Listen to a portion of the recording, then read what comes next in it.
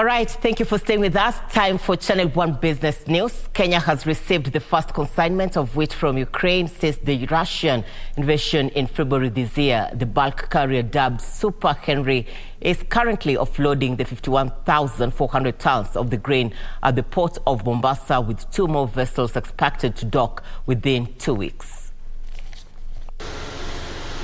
Statistics indicate that Ukraine exported up to 6 million tons of grain a month before Russia invaded the country in February this year.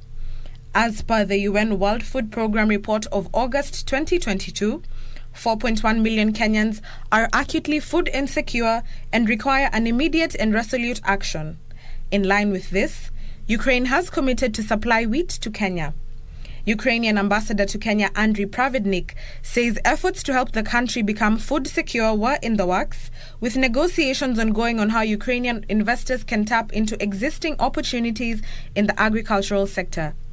He further says 2 more vessels had left the Ukrainian port, one carrying 53,800 metric tons and the other carrying 23,000 metric tons of wheat.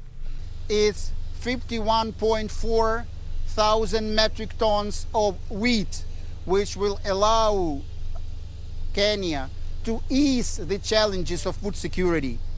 He says since the initiative became operational, 350 ships with 7.8 million tons of agricultural products were dispatched from Ukrainian ports, including more than 1.1 million tons for African countries. We will do our utmost to make sure that you will not face the food crisis in Africa. He says unblocking of Ukraine's seaborne exports will help address some global supply disruptions and allow Ukraine to empty its grain storage silos in response to the current food security crisis.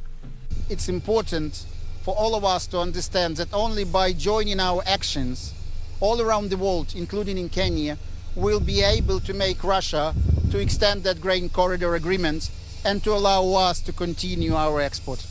Ndutamo Kami for Lunchtime News.